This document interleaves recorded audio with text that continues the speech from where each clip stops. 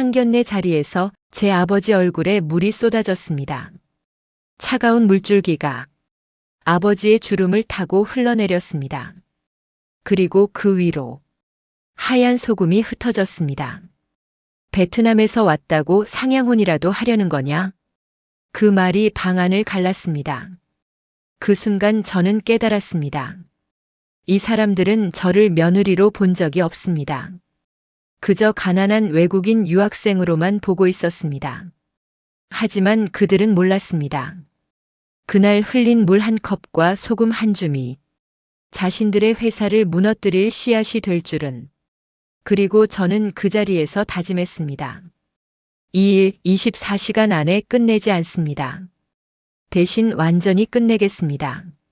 모든 것을 정리하는 데는 정확히 3주가 걸렸습니다.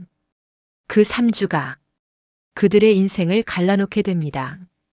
이야기가 시작되기 전 좋아요를 눌러주시면 이 시간을 함께하는 동안 여러분의 가정에도 조용한 평안과 행복이 머물기를 마음으로 빌겠습니다.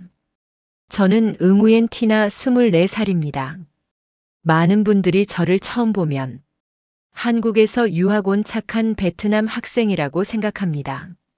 조용하고 말수 적고 발음이 조금 서툴지만 또박또박 말하려 애쓰는 학생. 그 이미지가 필요했기 때문에 저는 일부러 그렇게 행동했습니다. 저는 사람을 시험하고 싶었습니다. 돈이 아닌, 배경이 아닌 저라는 사람을 보고 다가오는지 알고 싶었습니다. 제 어린 시절은 흙탕물이 흐르던 하노이 외곽 골목에서 시작됐습니다. 비가 오면 도로가 잠겼고 전깃불은 자주 깜빡였고 시장 골목에서는 늘 소리가 컸습니다. 아버지는 늘 바쁘셨습니다. 출장, 회의, 해외 일정. 저는 그저 사업이 잘 되는 사람 정도로만 알았습니다. 10살이 되던 해 집 앞에 검은 차량이 줄지어 서 있던 날, 양복 입은 사람들이 일제히 허리를 숙이던 날, 그날 저는 처음 알았습니다. 아버지 응우엔 후이가 세계 재계 50위 안에 드는 그룹 총수라는 사실을, 어머니 쩐 푸엉은 그 사실을 제게 숨겨왔습니다. 돈은 사람을 가린다. 너는 먼저 사람이 되어라. 그 말이 제 인생의 기준이 되었습니다. 저는 일부러 특권을 거부했습니다. 명문 사립 대신 일반 학교를 택했고 경호원도 최소화했습니다.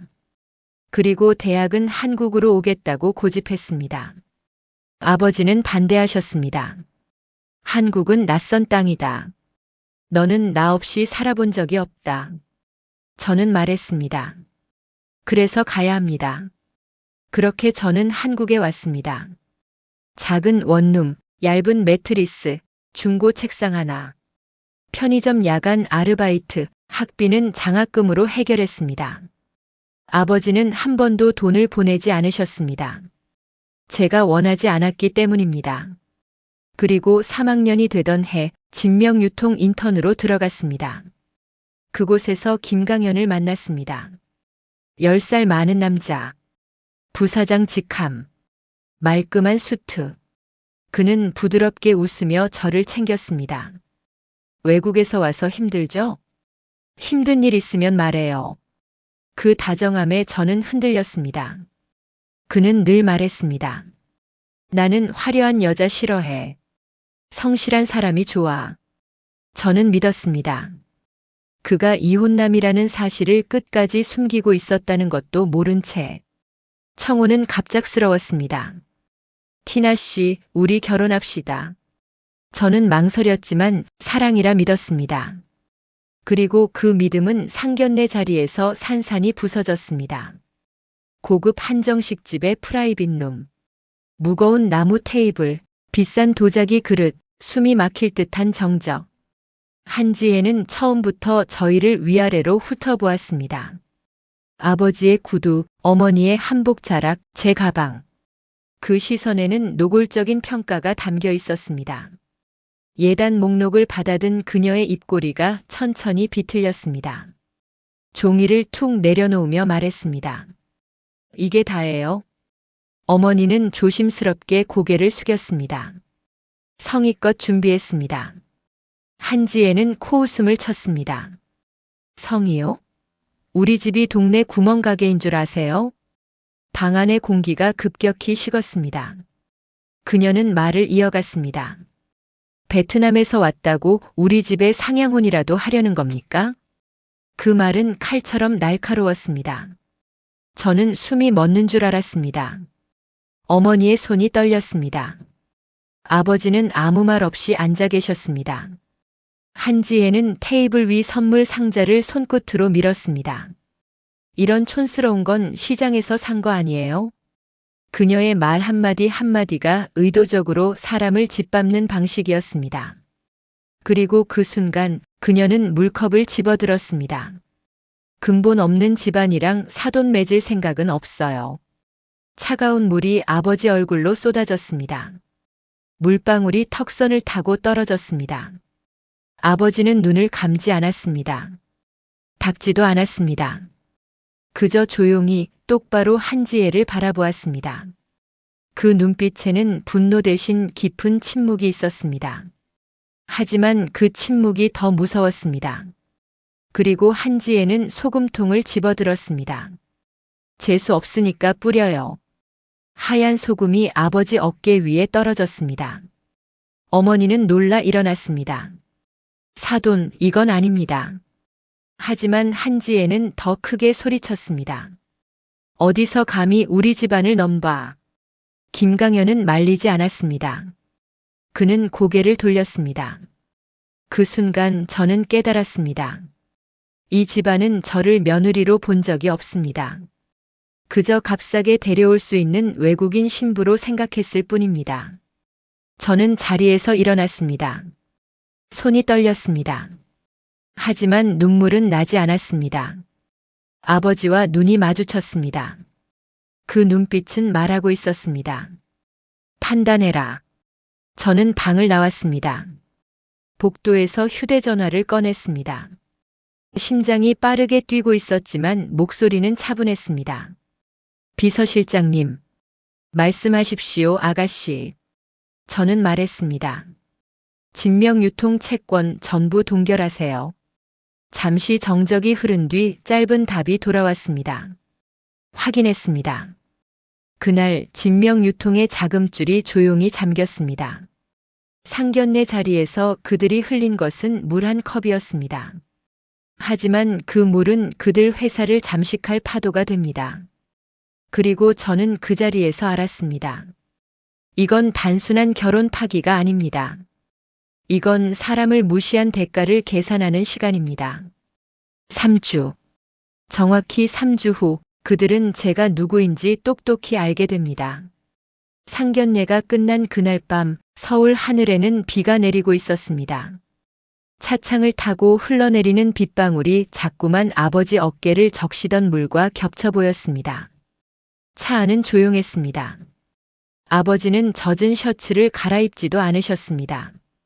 어머니 쩐푸엉은 아무 말 없이 손수건을 쥐고 계셨고 저는 창밖만 바라보고 있었습니다. 차 안에는 말이 없었지만 세 사람 모두 같은 장면을 떠올리고 있었습니다.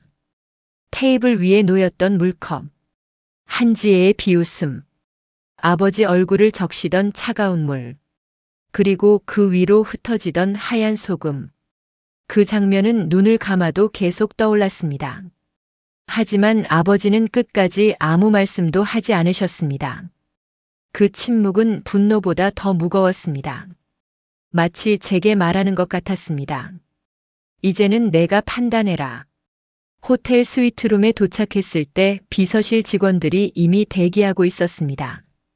그들은 평소처럼 조용히 움직였습니다. 마치 아무 일도 없었던 것처럼. 하지만 저는 알고 있었습니다. 오늘부터 완전히 다른 일이 시작된다는 것을. 저는 노트북을 열었습니다. 화면에는 진명유통의 재무 자료가 올라왔습니다. 부채 비율 392%, 단기 차입금 만기 21일 후, 매출의 80% 이상이 해외 수입 의존, 그중 절반 이상이 아버지 그룹 계열사와 연결된 구조였습니다. 저는 천천히 숨을 내쉬었습니다. 3주. 3주면 충분했습니다. 하지만 계산을 하기 전 제 머릿속에는 한 사람이 떠올랐습니다. 김강현. 저는 처음 그를 회사에서 만났습니다.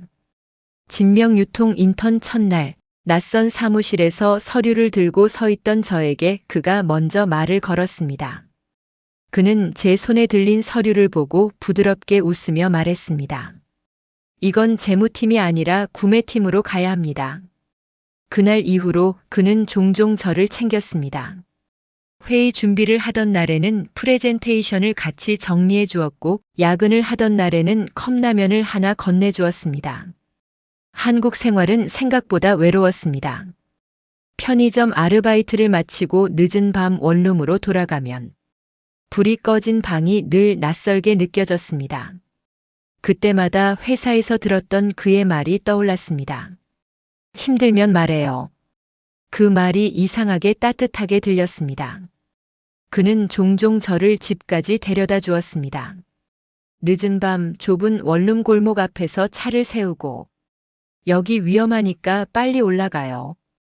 그렇게 말하던 그의 모습이 믿음직하게 느껴졌습니다. 그는 늘 말했습니다. 나는 화려한 여자 별로 안 좋아합니다. 성실한 사람이 좋습니다. 그 말은 제게 특별하게 들렸습니다. 저는 그가 부사장이라는 사실도 잊고 그를 그냥 한 사람으로 보기 시작했습니다.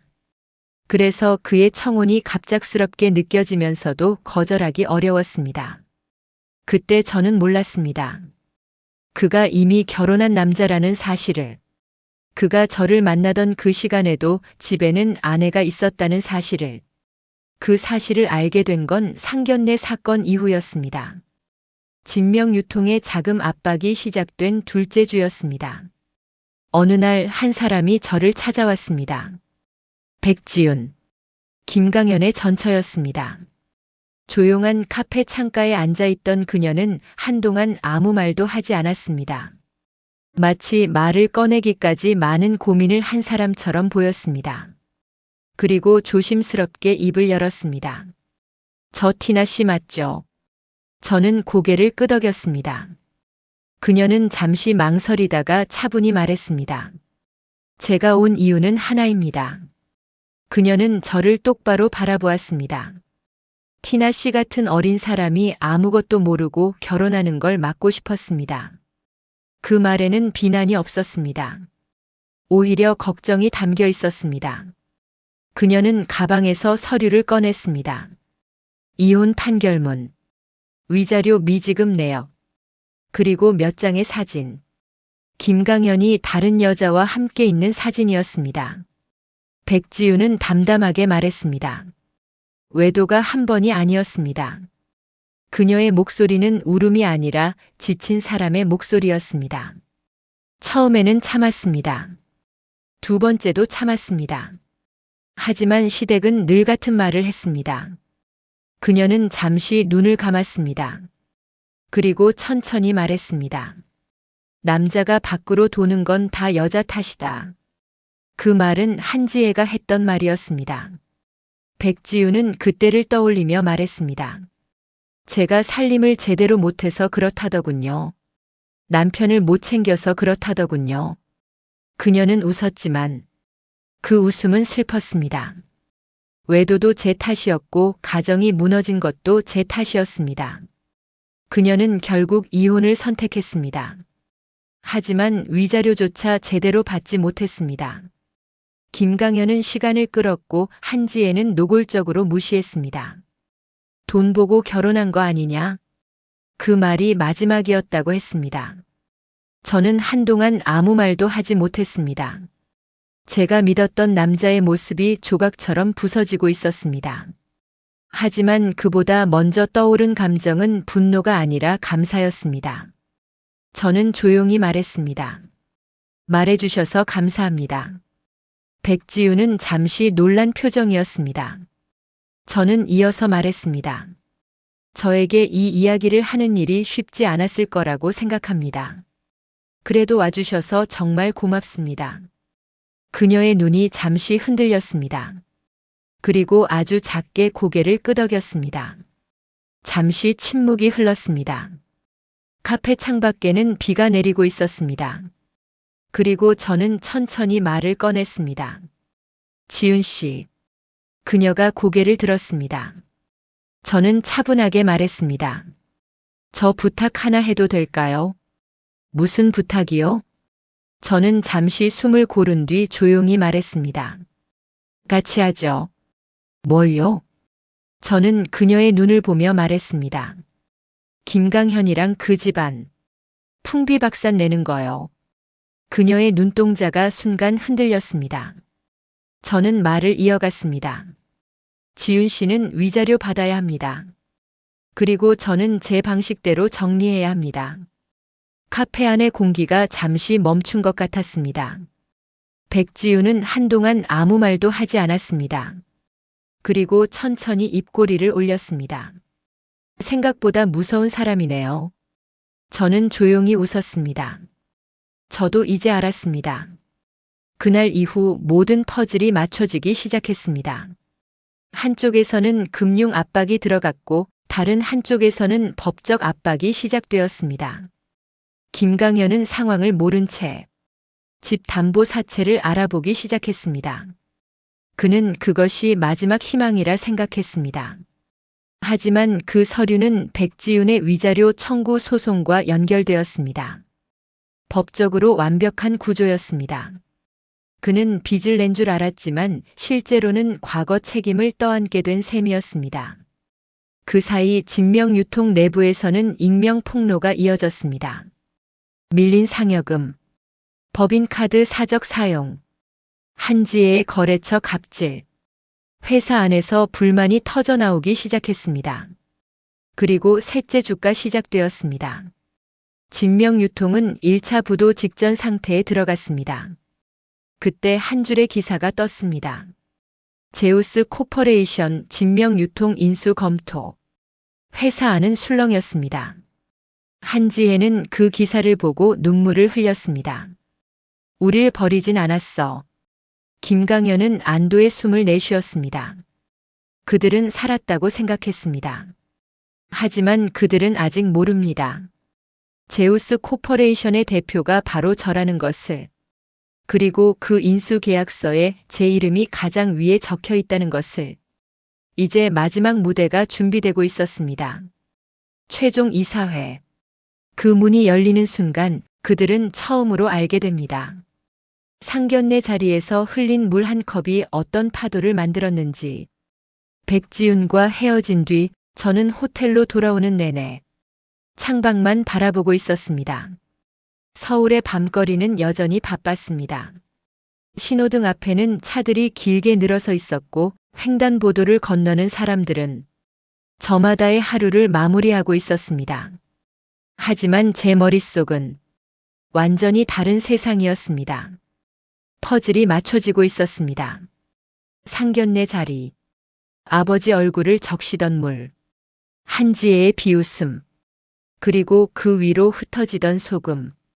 그 장면은 계속 제 머릿속에서 반복되고 있었습니다. 하지만 이제 그 장면은 단순한 모욕이 아니었습니다. 그건 시작이었습니다. 호텔 스위트룸 문을 열었을 때 아버지는 거실 창가에 서 계셨습니다. 도시의 불빛이 유리창에 반사되고 있었습니다. 아버지는 뒤돌아보지 않은 채 조용히 말씀하셨습니다. 결정했느냐? 저는 잠시 숨을 고른 뒤 대답했습니다. 네. 아버지는 천천히 고개를 끄덕였습니다. 그리고 단 한마디만 하셨습니다. 그러면 끝까지 해라. 그 말은 허락이었습니다. 그리고 그날 밤부터 진짜 계획이 시작되었습니다. 다음 날 저는 다시 백지윤을 만났습니다. 이번에는 카페가 아니라 호텔 라운지였습니다. 조용한 공간이었습니다. 사람들의 대화 소리는 낮았고 피아노 연주가 은은하게 흐르고 있었습니다. 백지윤은 전날보다 훨씬 차분해 보였습니다. 그녀는 커피잔을 내려놓으며 말했습니다. 생각해봤어요. 저는 아무 말도 하지 않았습니다. 그녀는 저를 바라보며 천천히 말했습니다. 그 집안이 어떻게 무너지는지 저도 보고 싶네요. 그녀의 목소리는 담담했습니다. 하지만 그 안에는 오랫동안 눌러온 감정이 들어 있었습니다. 저는 고개를 끄덕였습니다. 지윤 씨는 위자료 받아야 합니다. 그건 당연한 권리입니다. 그녀는 씁쓸하게 웃었습니다.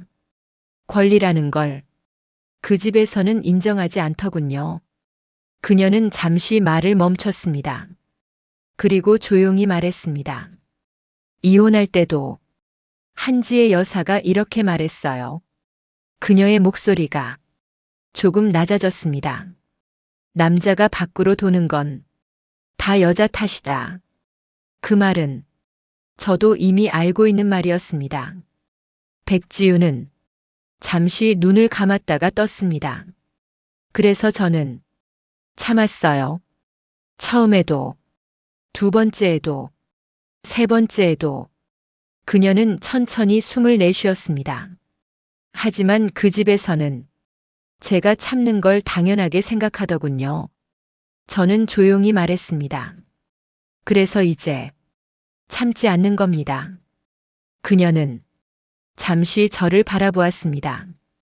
그리고 작게 웃었습니다. 티나 씨 계획에 동참하게 되어서 기뻐요. 덕분에 드디어 저도 속이 좀 시원해지겠네요.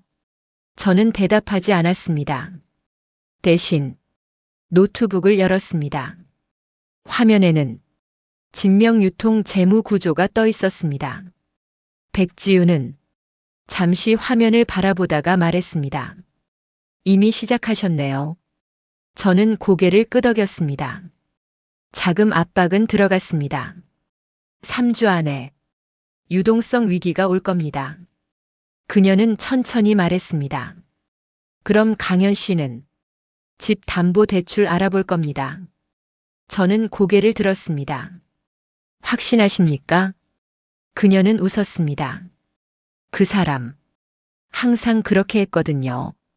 문제가 생기면 더 큰 돈으로 덮어요. 그 말은 정확했습니다. 그래서 저는 다음 계획을 꺼냈습니다. 지윤 씨 위자료. 그녀가 고개를 들었습니다. 그걸 지금 청구합니다. 그녀는 잠시 생각에 잠겼습니다. 강현 씨는 버티려고 할 거예요. 저는 미소 지었습니다. 그래서 더 좋습니다. 시간을 끌수록 이자는 늘어납니다. 백지윤은 한동안 아무 말도 하지 않았습니다. 그리고 천천히 말했습니다.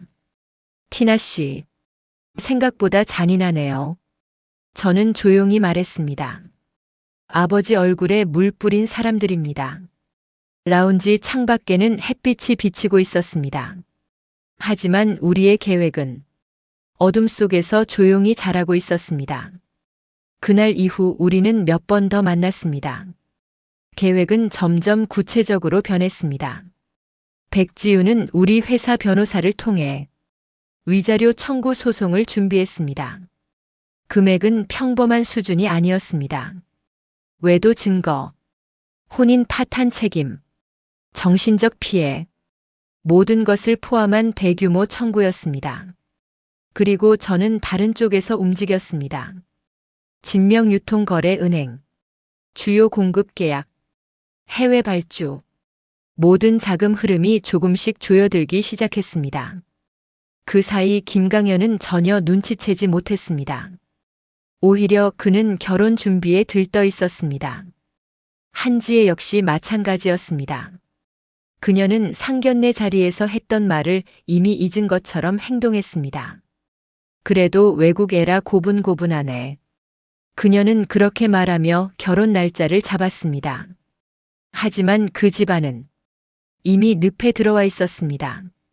그리고 셋째 주가 시작될 무렵 백지윤에게서 전화가 왔습니다.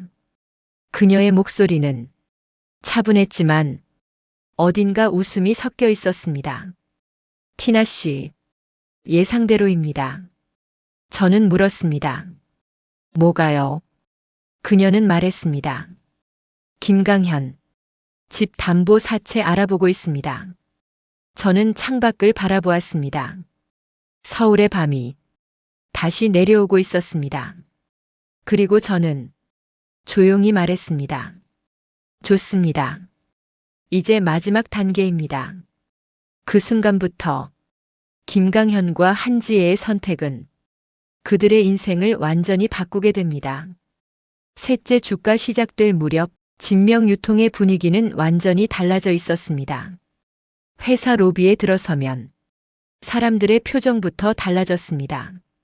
직원들은 서로 눈치를 보며 작은 목소리로 대화를 나누고 있었고 회의실 문이 열릴 때마다 무거운 공기가 함께 흘러나왔습니다.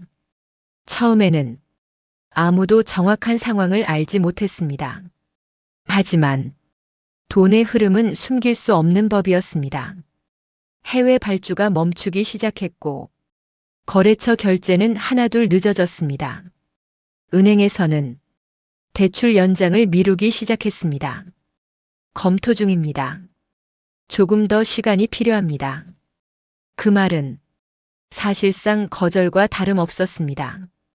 그 사이 회사 안에서는 익명 폭로가 이어졌습니다. 밀린 성과급, 법인카드 사적 사용, 거래처 리베이트 의혹, 그리고 한지혜의 갑질. 그녀가 거래처 대표들에게 어떤 말을 했는지 직원들은 이미 다 알고 있었습니다. 중소기업 주제에 우리랑 거래하는 것만으로도 감사해야지. 그 말은 여러 번 반복되었다고 했습니다. 불만은 천천히 퍼지기 시작했습니다. 하지만 그 사실을 모르는 사람이 있었습니다. 김강현과 한지혜였습니다. 그들은 여전히 모든 것이 통제되고 있다고 믿고 있었습니다. 그 믿음이 조금 흔들리기 시작한 건 어느 날 아침 은행 전화 한 통 때문이었습니다. 대출 연장 어렵습니다. 짧은 통화였습니다. 하지만 그 말은 충분했습니다. 김강현은 책상 앞에서 한동안 움직이지 못했습니다. 그리고 그날 밤 그는 어머니 집으로 갔습니다. 한지혜는 거실 소파에 앉아 있었습니다. 고급 가죽 소파에 기대 앉은 그녀는 와인을 한 잔 들고 있었습니다. 김강현의 얼굴을 보자 그녀는 인상을 찌푸렸습니다. 왜 그렇게 얼굴이 안 좋아? 김강현은 잠시 망설이다가 말했습니다. 은행에서 연장 거절했습니다. 그 순간 한지혜의 손이 멈췄습니다. 뭐? 왜? 김강현은 고개를 저었습니다. 모르겠습니다. 하지만 그는 알고 있었습니다. 상황이 심상치 않다는 것을. 한지혜는 잠시 생각하더니 피식 웃었습니다. 그래도 결혼은 잘한 거야. 김강현이 고개를 들었습니다. 뭐가요? 그녀는 와인을 한 모금 마시며 말했습니다. 그 베트남에 말이야. 그녀의 입꼬리가 천천히 올라갔습니다. 백지훈 그 애는 처음부터 마음에 안 들었어. 그녀의 목소리에는 노골적인 불쾌함이 담겨 있었습니다. 고분고분한 맛이 없었잖아. 말댔구나 하고 시댁 어른 말도 대충 흘려듣고 그녀는 고개를 저었습니다. 요즘 여자들 버릇이 없어. 김강현은 아무 말도 하지 않았습니다. 하지만 한지혜는 계속 말을 이어갔습니다. 그래도 이번 애는 다르잖아. 그녀는 비웃듯 웃었습니다. 베트남에서 부모까지 상견례랍시고 데리고 왔지만 결혼만 하면 어디 갈 데도 없는 애야. 그녀는 손가락으로 테이블을 톡톡 두드렸습니다. 외국에서 시집 온 애가 어디 갈 데가 있겠어. 그리고 낮게 웃었습니다. 그래도 애가 고분고분하더라. 그녀의 눈빛이 묘하게 빛났습니다. 그런 애가 좋아. 일 시키기 편하거든. 그녀는 아무렇지도 않게 말했습니다. 집안일도 시키고, 회사 행사도 부르고, 가끔 거래처 접대도 시키고, 그녀는 와인을 내려놓으며 비웃듯 말했습니다. 그래도 젊고 얼굴은 반반하니까. 그 말은 사람을 사람으로 보지 않는 말이었습니다. 김강현은 잠시 침묵했습니다. 하지만 그는 어머니 말을 막지 않았습니다. 오히려 고개를 끄덕였습니다. 지금은 회사가 더 급합니다. 그 말에 한지혜는 다시 현실로 돌아왔습니다. 그래. 그녀는 짧게 말했습니다. 돈.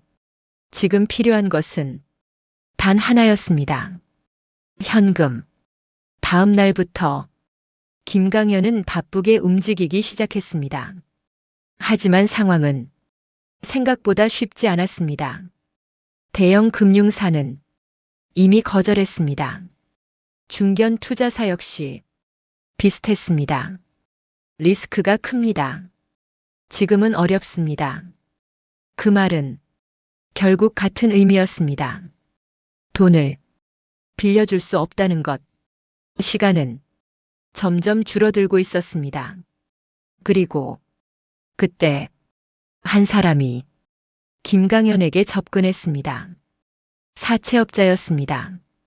정식 금융기관은 아니었지만 돈을 빌려주는 곳이었습니다. 조건은 단순했습니다. 집 담보. 김강현은 처음에는 거절했습니다. 하지만 며칠 후 그는 다시 그 사람에게 연락했습니다. 그 사이 백지윤의 위자료 청구 소송이 공식적으로 접수되었습니다. 금액은 생각보다 컸습니다. 외도 증거, 혼인 파탄 책임, 정신적 피해, 모든 것이 법적으로 정리되어 있었습니다. 김강현은 분노했습니다. 이 여자 미쳤어? 하지만 분노로 해결되는 일은 아니었습니다. 오히려 상황은 더 나빠졌습니다. 법원에서 재산 조회가 들어갔고 그 과정에서 진명유통 재무 상황이 더 자세히 드러나기 시작했습니다. 김강현은 점점 더 궁지에 몰리고 있었습니다. 그리고 결국 그는 결정을 내렸습니다.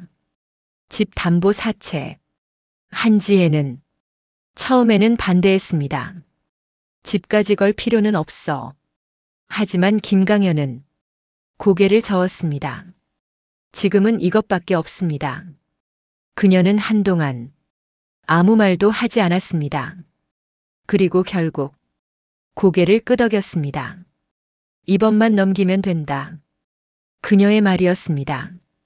이번만 넘기면 다 다시 돌아온다. 그녀는 그렇게 믿었습니다. 하지만 그녀는 모르고 있었습니다. 그 사채 계약서가 백지윤의 위자료 청구와 법적으로 연결되어 있다는 사실을, 그리고 그 구조가 이미 완벽하게 설계되어 있다는 사실을, 그 사이 한 줄의 기사가 경제뉴스에 올라왔습니다. 제우스 코퍼레이션 진명유통 인수 검토. 회사 안은 술렁이었습니다. 직원들은 휴대폰 화면을 들여다보며 작은 목소리로 이야기했습니다. 그리고 그 기사 내용을 보고 한지혜는 눈물을 흘렸습니다. 봐라. 우릴 버리진 않았어. 김강현 역시 안도의 숨을 내쉬었습니다. 그들은 살았다고 생각했습니다. 하지만 그들은 아직 모릅니다.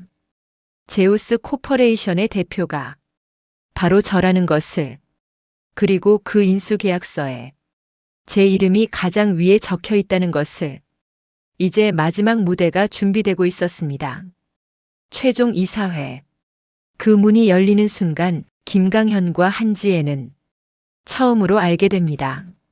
상견례 자리에서 흘린 물 한 컵이 얼마나 거대한 파도를 만들었는지. 셋째 주의 마지막 월요일 아침이었습니다. 서울의 하늘은 유난히 맑았습니다. 하지만 진명유통 본사 안의 공기는 완전히 달라져 있었습니다.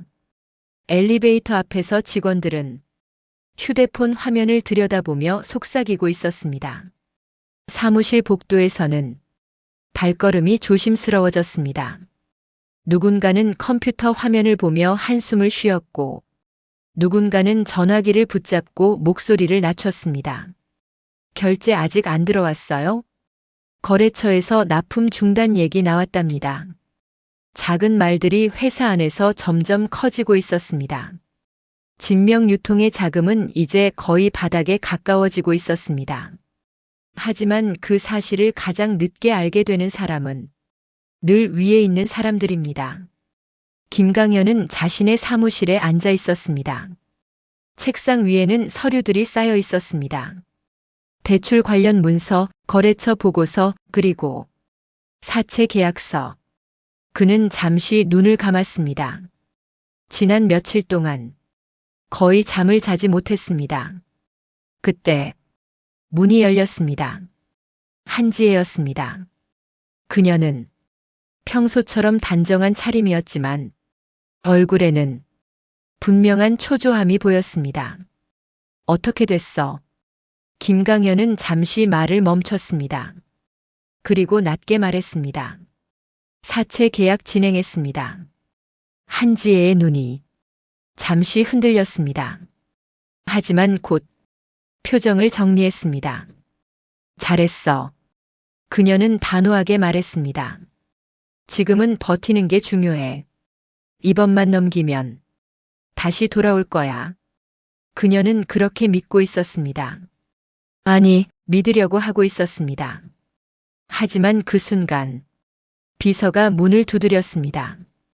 부사장님, 지금 기사 하나가 떴습니다. 김강현은 피곤한 얼굴로 고개를 들었습니다. 비서는 태블릿을 내밀었습니다. 그 화면에는 경제 뉴스 속보가 떠 있었습니다. 제우스 코퍼레이션 진명유통 인수 검토. 그 순간 김강현의 눈이 크게 떠졌습니다. 한지혜 역시 화면을 뚫어지게 바라봤습니다. 그리고 몇 초 뒤 한지혜의 입에서 숨 섞인 웃음이 나왔습니다. 봐라. 그녀는 천천히 말했습니다. 내가 뭘 했어? 그녀의 얼굴에 안도의 표정이 퍼졌습니다. 우릴 버리진 않았어. 김강현 역시 한숨을 길게 내쉬었습니다. 그는 의자에 몸을 기대며 말했습니다. 제우스면 회사 살릴 수 있습니다. 제우스 코퍼레이션, 아시아에서 손꼽히는 투자 그룹이었습니다. 그들이 손을 대면 망해가던 기업도 다시 살아난다는 말이 있었습니다. 김강현은 처음으로 며칠 만에 웃었습니다. 이제 끝났습니다. 다 해결됐습니다. 그는 그렇게 말했습니다. 하지만 그 순간 도시 반대편에서는 완전히 다른 분위기가 흐르고 있었습니다. 서울 강남 제우스 코퍼레이션 본사 최상층 회의실 커다란 창문 너머로 서울 도심이 내려다 보이고 있었습니다. 회의 테이블 위에는 두꺼운 계약서가 놓여 있었습니다. 그리고 그 계약서 맨 위에는 한 줄의 이름이 적혀 있었습니다. 응우엔 티나. 저는 그 계약서를 천천히 넘기고 있었습니다. 옆에는 백지윤이 앉아 있었습니다. 그녀는 조용히 창밖을 바라보고 있었습니다. 기사 봤어요. 그녀가 말했습니다. 저는 고개를 끄덕였습니다. 네. 지금쯤 그 집안은 살았다고 생각하고 있을 겁니다. 백지윤은 작게 웃었습니다. 그 사람들 늘 그래요. 위기가 오면 누군가가 구해줄 거라고 믿어요. 그녀의 목소리는 차분했습니다. 저는 계약서 마지막 장에 펜을 올려놓았습니다. 그리고 말했습니다. 그래서 이번에도 믿게 해주는 겁니다. 마지막까지. 백지윤은 저를 바라보았습니다. 잔인하네요. 저는 조용히 웃었습니다. 상견례 자리에서 아버지 얼굴에 물을 뿌린 사람들입니다. 이 정도는 약합니다. 회의실 안은 잠시 조용해졌습니다. 그리고 제가 펜을 움직였습니다. 사인 그 순간 진명유통의 운명은 완전히 결정되었습니다. 하지만 김강현과 한지혜는 아직 모르고 있었습니다. 며칠 후 제우스 코퍼레이션이 공식 인수 발표를 하는 날, 그들은 처음으로 알게 됩니다. 자신들이 기다리던 구원의 손이 사실은 자신들을 절벽으로 밀어버릴 손이었다는 것을. 제우스 코퍼레이션의 인수 발표는 생각보다 빠르게 진행되었습니다. 경제 뉴스는 하루 종일 같은 이야기를 반복하고 있었습니다. 제우스 코퍼레이션 진명유통 인수 추진, 구조 조정 없이 정상화 계획 검토, 경영권 협상 막바지. 언론의 표현은 조심스러웠지만 내용은 분명했습니다. 진명유통이 살아날 수도 있다는 뜻이었습니다.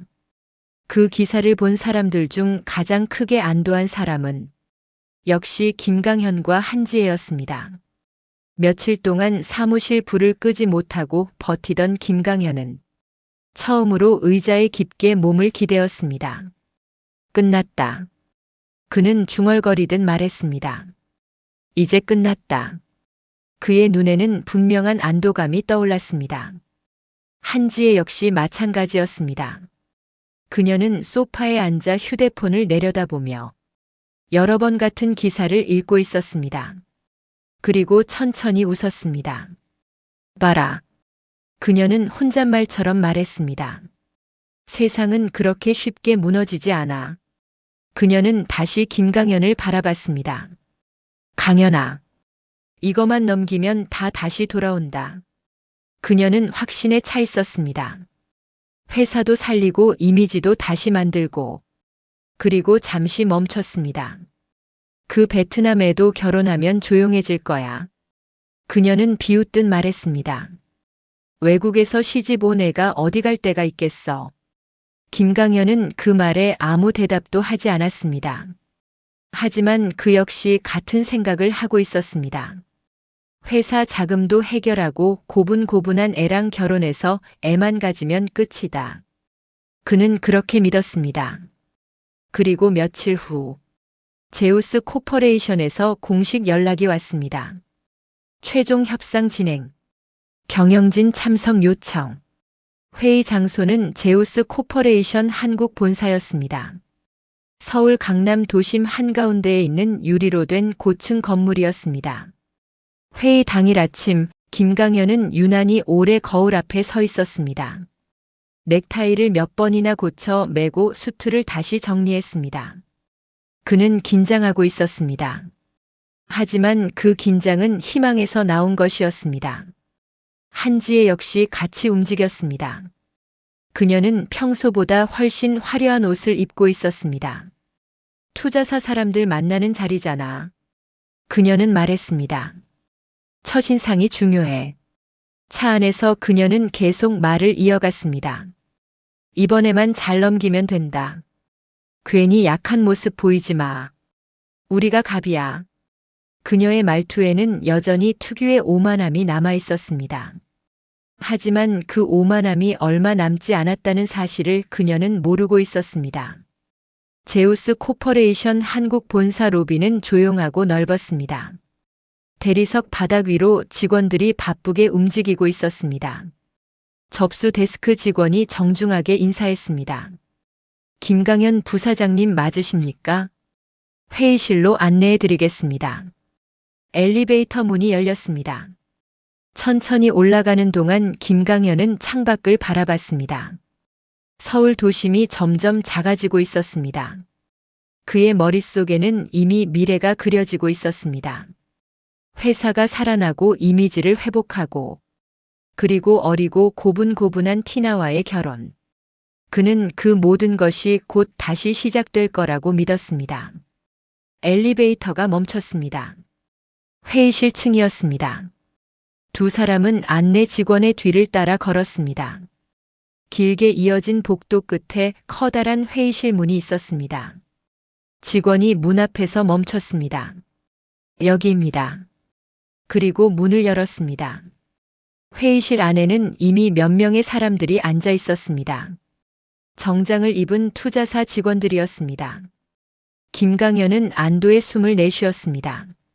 살았다. 그는 그렇게 생각했습니다. 하지만 그 순간 회의실 안쪽 끝에서 의자가 천천히 돌아갔습니다. 그리고 제가 자리에서 일어났습니다. 응우엔 티나. 그 순간 김강현의 얼굴이 완전히 굳었습니다. 그리고 한지혜의 입에서 믿을 수 없다는 목소리가 터져 나왔습니다. 말도 안 돼.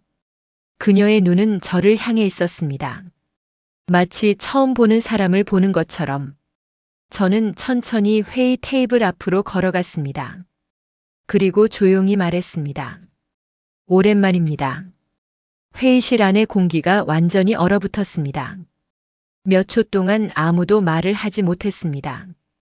그러다 먼저 입을 연 사람은 한지혜였습니다. 그녀는 저를 노려보며 말했습니다. 너 왜 여기 있어? 그녀의 눈이 회의실을 훑었습니다. 그리고 갑자기 비웃었습니다. 설마. 그녀는 저를 손가락으로 가리켰습니다. 돈 많은 남자라도 물어온 거야? 회의실 안의 사람들이 잠시 서로를 바라봤습니다. 하지만 한지혜는 멈추지 않았습니다. 지금 우리 강현이랑 결혼 준비 중이잖아. 그녀는 비웃으며 말했습니다. 그런데 다른 남자 따라다녀? 외도야? 그녀의 목소리가 점점 커졌습니다. 이런 식이면 나 결혼 안 시켜. 그녀는 손으로 테이블을 치며 말했습니다.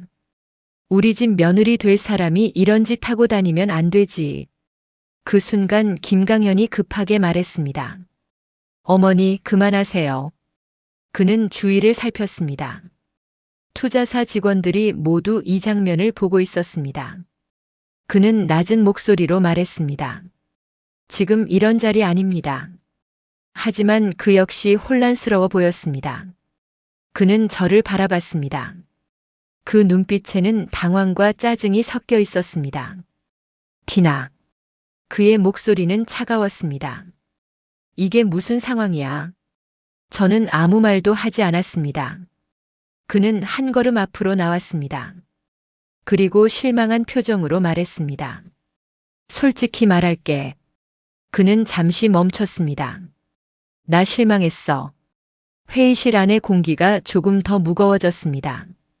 김강현은 계속 말을 이어갔습니다. 티나가 이런 식으로 행동할 사람이라고는 생각하지 못했어. 그는 고개를 저었습니다. 돈 많은 사람 따라다니면서 이런 자리까지 오는 건. 그는 말을 고르듯 멈췄습니다. 그리고 차갑게 말했습니다. 정말 실망이다. 그 순간 회의실 뒤쪽에 서 있던 제우스 코퍼레이션 직원이 조용히 앞으로 걸어 나왔습니다. 그리고 차분한 목소리로 말했습니다. 소개드리겠습니다. 회의실 안의 시선이 모두 그에게 향했습니다. 제우스 코퍼레이션 대표, 응우엔 티나 대표님입니다. 그 말이 떨어지는 순간 회의실 안의 공기가 완전히 멈췄습니다. 그리고 김강현의 얼굴에서 모든 표정이 천천히 사라지기 시작했습니다. 회의실 안의 공기가 완전히 멈춘 것 같았습니다. 제우스 코퍼레이션 대표, 응우엔 티나 대표님입니다. 그 말이 떨어진 뒤에도 한동안 아무도 말을 하지 못했습니다. 김강현의 눈동자가 천천히 흔들렸습니다. 마치 방금 들은 말을 머릿속에서 다시 계산하고 있는 사람처럼 보였습니다. 그리고 그의 입이 조금 열렸습니다. 하지만 말은 나오지 않았습니다. 한지혜는 더 노골적인 반응을 보였습니다. 그녀는 고개를 세게 저었습니다. 말도 안 돼. 그녀의 목소리는 거칠게 떨리고 있었습니다. 이게 무슨 장난이야? 그녀는 저를 노려보며 말했습니다. 이해가 대표라고. 그녀는 회의실을 둘러봤습니다. 이거 다 짜고 치는 거지. 투자사 장난이야? 하지만 아무도 웃지 않았습니다. 회의실에 있던 제우스 직원들은 그저 조용히 서 있었습니다.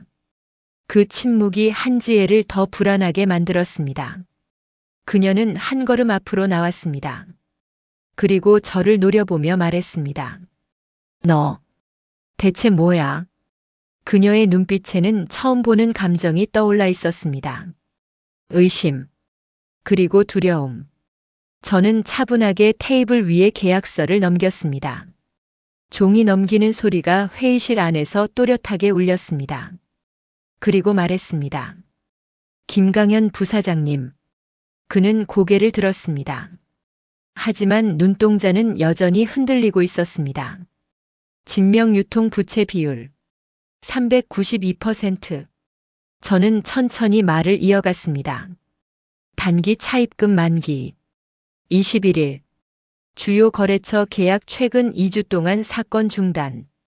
김강현의 얼굴이 점점 굳어지고 있었습니다. 저는 그를 바라보며 말했습니다. 그리고 지금 진명유통 최대 채권자. 저는 계약서 첫 장을 앞으로 밀었습니다. 제우스 코퍼레이션입니다. 그 말은 회의실을 조용히 가르며 흘러갔습니다.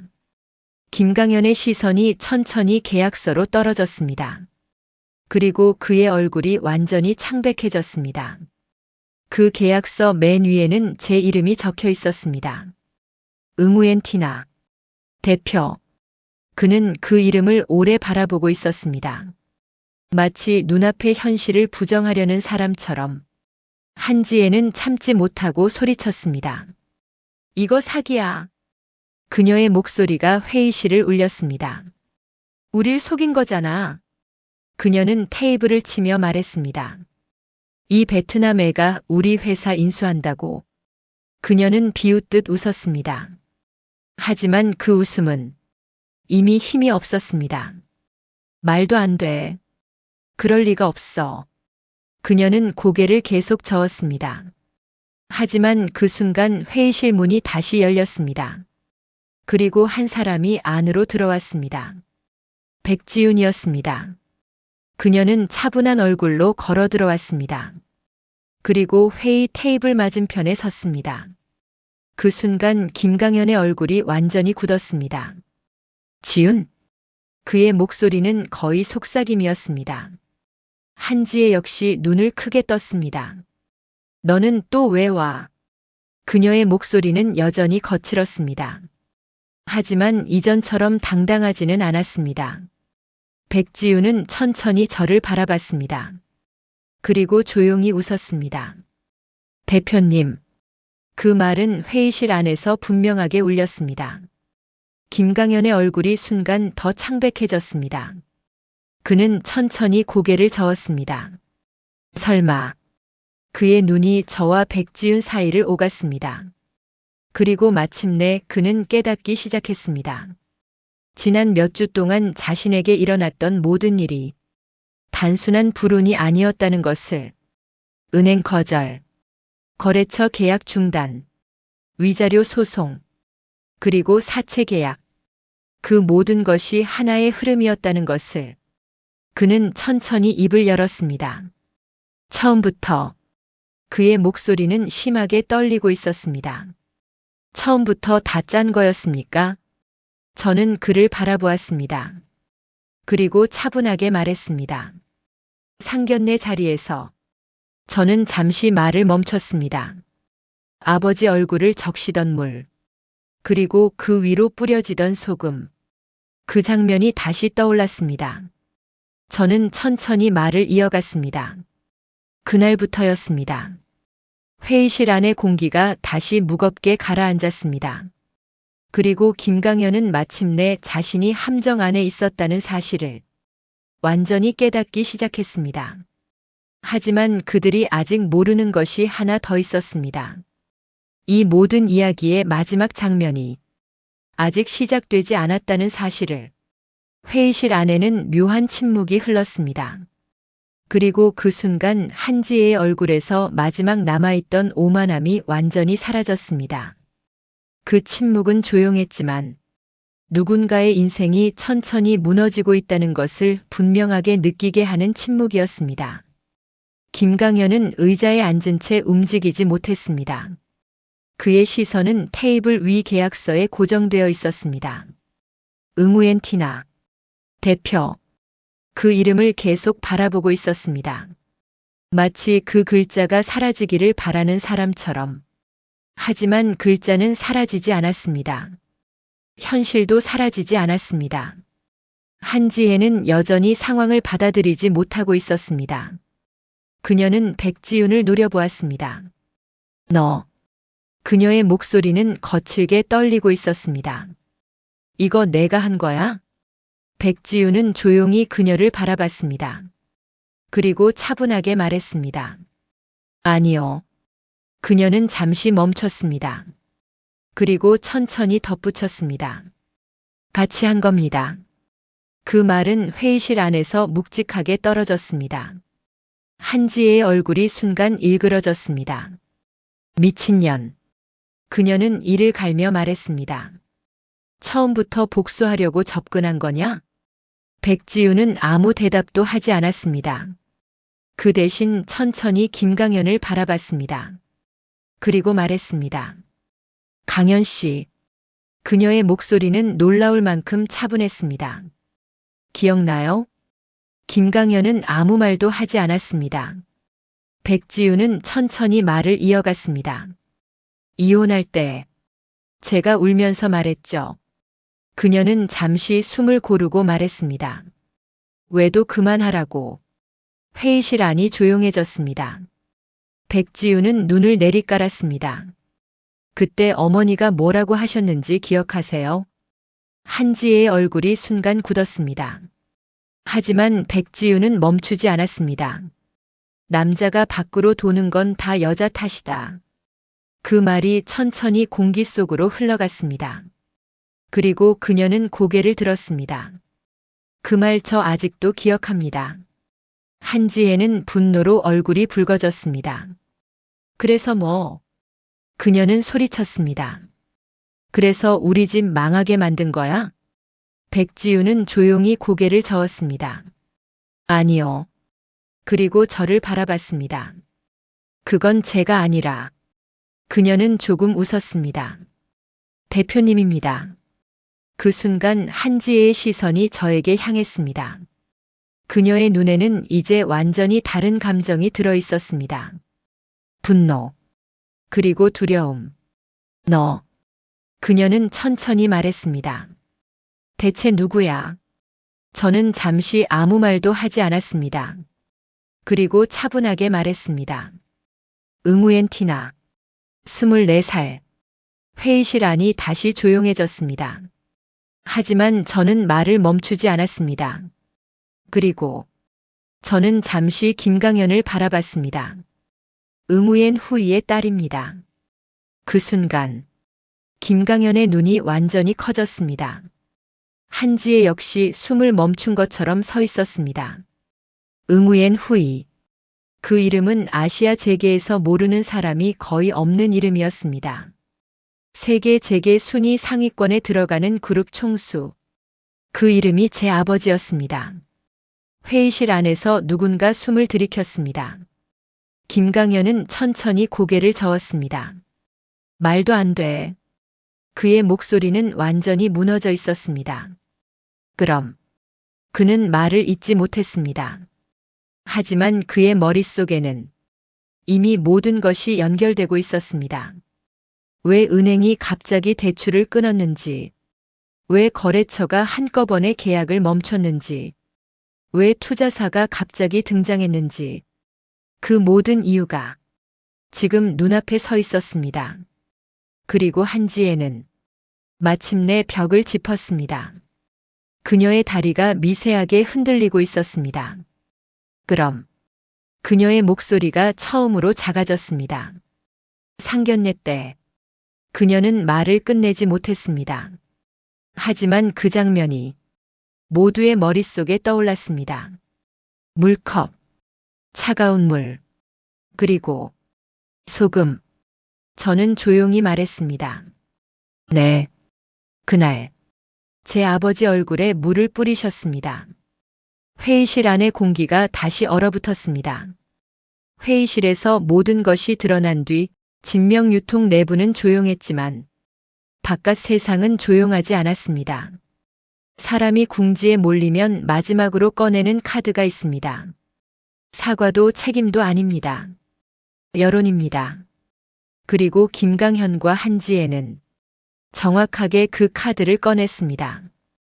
회의가 끝난 지 이틀 뒤 아침 뉴스에 하나의 영상이 올라왔습니다.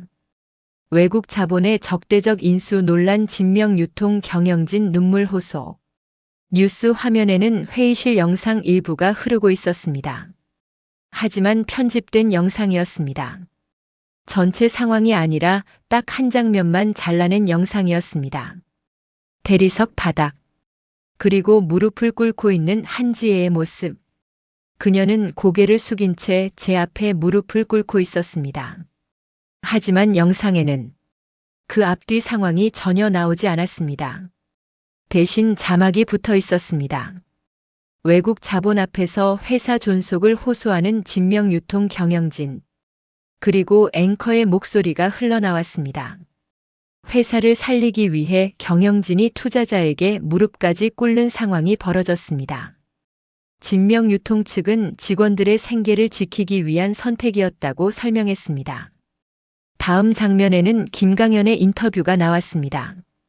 그는 넥타이를 풀어 헤친 채 지친 얼굴로 말하고 있었습니다. 저희는 회사만 살릴 수 있다면 어떤 조건도 받아들일 생각입니다. 직원들만 생각하면 밤에 잠이 오지 않습니다. 그의 목소리는 지쳐 보였고 그 표정은 마치 회사를 위해 희생하는 사람처럼 보였습니다. 그리고 다음 화면에 한지혜의 인터뷰가 이어졌습니다. 그녀는 눈가를 훔치며 말했습니다.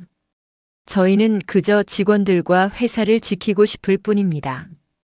외국 자본이 국내 회사를 이렇게까지 몰아붙일 줄은 몰랐습니다.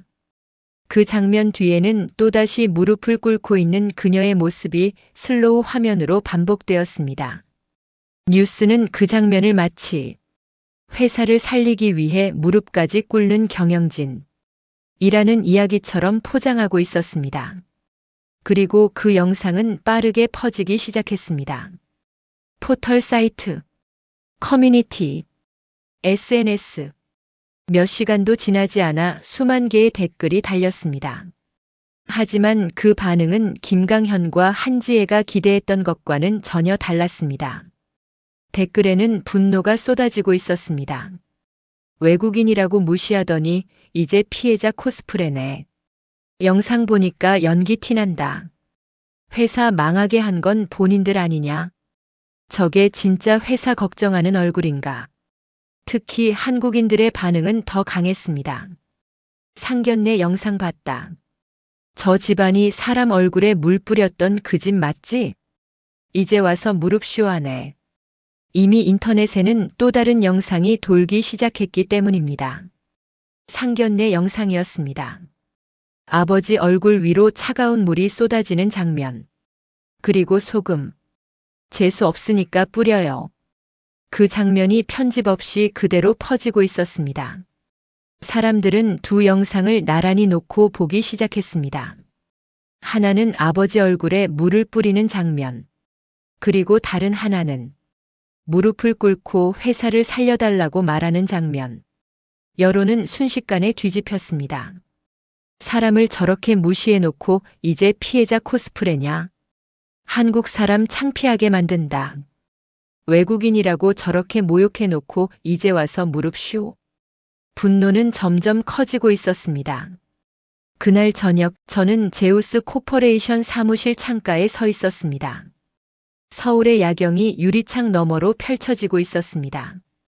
백지윤이 조용히 제 옆으로 다가왔습니다. 대표님. 그녀가 휴대폰을 보여주었습니다. 포털 실시간 검색어 1위 진명유통 2위 한지혜 무릎 3위 상견례 물 사건. 저는 잠시 화면을 바라봤습니다. 그리고 조용히 말했습니다. 이제 시작입니다. 백지윤은 고개를 끄덕였습니다. 내일 기자회견 준비하겠습니다. 창밖의 불빛이 천천히 흔들리고 있었습니다. 그리고 김강현과 한지혜는 아직 모르고 있었습니다. 그들이 만든 마지막 거짓 연기가 오히려 자신들의 인생을 완전히 끝내는 불씨가 되었다는 것을. 이제 마지막 장면이 남아 있었습니다. 다음 날 아침 서울의 공기는 유난히 차분했습니다.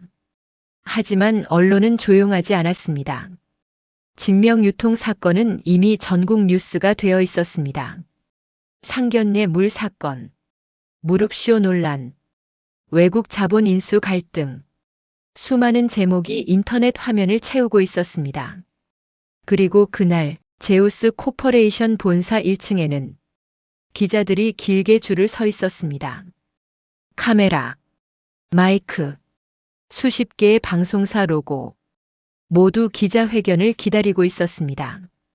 그리고 정확히 오전 10시, 회의실 문이 열렸습니다. 저는 천천히 걸어 나왔습니다. 플래시가 순간적으로 터졌습니다. 카메라 셔터 소리가 연달아 울렸습니다. 저는 연단 앞에 섰습니다. 그리고 마이크를 바라봤습니다. 잠시 아무 말도 하지 않았습니다. 기자들이 숨을 죽이고 있었습니다. 그리고 저는 조용히 입을 열었습니다. 안녕하십니까? 응우엔 티나입니다. 제 목소리는 차분했습니다. 오늘 이 자리에서는 진명유통 인수와 관련된 사실을 정확히 말씀드리려고 합니다. 회의실 뒤쪽 스크린이 천천히 켜졌습니다. 그리고 영상이 재생되었습니다. 고급 한정식집 방 안, 상견례 자리, 카메라가 흔들리며 테이블을 비추고 있었습니다. 그리고 그 장면이 나왔습니다. 차가운 물, 아버지 얼굴 위로 쏟아지는 물, 회의실 안에서 숨을 들이키는 소리가 들렸습니다. 그리고 소금, 재수 없으니까 뿌려요. 그 목소리가 또렷하게 울렸습니다. 영상이 멈췄습니다. 회의실 안은 완전히 조용해졌습니다. 저는 천천히 말을 이어갔습니다. 이 영상은 제가 직접 촬영한 영상입니다. 상견례 자리에서 저희 가족이 받은 모욕입니다. 기자들 사이에서 작은 웅성거림이 일어났습니다. 저는 잠시 숨을 고르고 말했습니다. 하지만 저는 그날 아무 말도 하지 않았습니다. 대신 한 가지 약속을 했습니다. 저는 잠시 멈췄습니다. 그리고 조용히 말했습니다. 이 모욕, 그대로 돌려드리겠다고. 회의실 안은 여전히 조용했습니다. 저는 마지막으로 말을 이어갔습니다. 진명유통 인수는 법적으로 완전히 합법적인 절차로 진행되었습니다. 그리고 그 과정에서 어떤 불법도 없었습니다. 저는 기자들을 바라봤습니다. 하지만 저는 한 가지는 분명히 말할 수 있습니다. 잠시 마이크를 잡은 손을 내려다봤습니다. 그리고 다시 고개를 들었습니다. 사람을 사람으로 대하지 않는 기업은 언젠가 반드시 무너집니다. 그 말이 회의실을 가르며 흘러갔습니다. 그리고 기자회견은 그날 전국 뉴스의 첫 번째 장면이 되었습니다. 하지만 이야기는 거기서 끝나지 않았습니다. 그날 이후 진명유통을 둘러싼 수사는 본격적으로 시작되었습니다. 금융감독원 조사와 검찰 수사가 동시에 진행되었습니다. 그리고 얼마 지나지 않아 하나의 사실이 드러났습니다. 한지혜가 수년 동안 회사 자금을 개인적으로 사용해 왔다는 사실이었습니다. 법인카드로 개인 명품 쇼핑을 하고 회사 자금으로 개인 여행 비용을 결제하고 거래처 접대를 가장한 사적인 모임을 수없이 열었습니다. 처음에는 작은 금액이었습니다. 하지만 그 금액은 시간이 지나며 눈덩이처럼 커졌습니다. 수사 결과 수십억 원에 달하는 금액이 개인적인 용도로 사용된 것이 확인되었습니다. 그 결과 한지혜는 업무상 횡령과 배임 혐의로 재판에 넘겨졌습니다. 그리고 결국 그녀는 교도소에 수감되었습니다. 불과 몇 달 전까지 사람을 내려다보며 비웃던 사람이 지금은 철문이 닫히는 좁은 방 안에 있었습니다. 한편 김강현 역시 결국 회사를 살리지 못했습니다. 진명유통은 인수 과정에서 대대적인 구조조정을 겪었고 김강현은 경영 책임자로서 모든 자리에서 물러나야 했습니다. 집은 이미 담보로 넘어갔고 남은 것은 빚뿐이었습니다. 그는 결국 길거리로 나오게 되었습니다. 그리고 어느 날 그는 한 사람을 찾아갔습니다. 백지윤이었습니다. 그녀의 집 앞에서 김강현은 한참을 서 있었습니다. 초인종을 누르는 손이 떨리고 있었습니다. 문이 열렸습니다. 백지윤이 문 앞에 서 있었습니다. 두 사람은 잠시 아무 말도 하지 않았습니다. 김강현의 얼굴은 예전과 완전히 달라져 있었습니다. 수트 대신 구겨진 셔츠를 입고 있었고 눈 밑에는 깊은 그림자가 드리워져 있었습니다. 그는 조심스럽게 입을 열었습니다. 지윤아. 그 목소리는 예전과 전혀 달랐습니다. 그는 고개를 숙이며 말했습니다. 나 정말 힘들다. 백지윤은 조용히 그를 바라봤습니다. 김강현은 천천히 말을 이어갔습니다. 집 그 집만이라도. 그의 목소리가 점점 작아졌습니다. 위자료로 준 집 그거 나한테 다시 줄 수 없겠니? 나 진짜 갈 데가 없다. 그는 거의 빌듯이 말했습니다. 하지만 백지윤의 얼굴은 차갑게 굳어 있었습니다. 그녀는 잠시 아무 말도 하지 않았습니다. 그리고 조용히 말했습니다. 강현 씨. 그녀의 목소리는 차분했습니다. 그 집. 내가 받은 위자료입니다. 김강현의 얼굴이 굳었습니다. 백지윤은 잠시 그를 바라보다가 천천히 말했습니다. 그리고 이건 인과응보입니다. 그 말은 조용했지만 아주 분명했습니다. 김강현은 아무 말도 하지 못했습니다. 문은 천천히 닫혔습니다. 그 이후 백지윤의 인생은 완전히 달라졌습니다. 그녀는 제우스 코퍼레이션에 정식으로 입사했습니다. 처음에는 법무팀에서 일했습니다. 그리고 점점 능력을 인정받았습니다. 회사에서 우리는 자주 얼굴을 마주쳤습니다. 하지만 그녀는 예전처럼 무겁지 않았습니다. 오히려 훨씬 밝아졌습니다. 몇 년 후, 백지윤은 해외 파견 근무를 나가게 되었습니다. 그리고 그곳에서 한 사람을 만나게 되었습니다. 성실하고 따뜻한 사람이었습니다. 그 인연은 결국 결혼으로 이어졌습니다. 결혼식 날 백지윤은 저를 바라보며 웃었습니다. 대표님 덕분이에요. 저는 고개를 저었습니다. 아니요. 지윤 씨가 용기 있었기 때문입니다. 그리고 시간이 더 흐른 뒤, 저 역시 한국을 떠나 다시 제 나라로 돌아가게 되었습니다. 한국에서 저는 정말 많은 것을 배웠습니다. 사람의 얼굴도 그리고 사람의 마음도. 솔직히 말하면 김강현과 한지혜 같은 사람들을 보면 한국이라는 나라에 대한 인식이 최악으로 남을 수도 있었습니다. 하지만 저는 한 사람을 떠올립니다. 백지윤. 자신에게 불리할 수도 있는 진실을 저에게 알려주기 위해 용기를 냈던 사람. 저를 동생처럼 생각하며 위험을 감수하고 사실을 말해준 사람. 그 사람이 있었기에 저는 한국이 그렇게 나쁜 곳만은 아니라는 생각을 합니다. 지금 저는 제 나라에서 새로운 삶을 살고 있습니다. 그리고 가끔 그날을 떠올립니다. 상견례 자리. 아버지 얼굴 위로 쏟아지던 물. 그 장면이 제 인생을 완전히 바꿔놓았습니다. 그리고 그날 아버지의 젖은 어깨를 보며 제가 했던 다짐. 이 모욕. 그대로 돌려드리겠습니다. 그 약속은 결국 지켜졌습니다. 이 이야기가 여러분의 마음에 조금이라도 닿았다면 구독과 좋아요는 이런 이야기를 계속 전할 수 있는 큰 힘이 됩니다. 이 이야기를 들으며 떠오른 생각이나 여러분의 경험이 있다면 부담 없이 댓글로 남겨주세요. 여러분의 한마디가 또 다른 누군가에게는 큰 위로가 됩니다. 오늘도 끝까지 함께 해주셔서 진심으로 고맙습니다.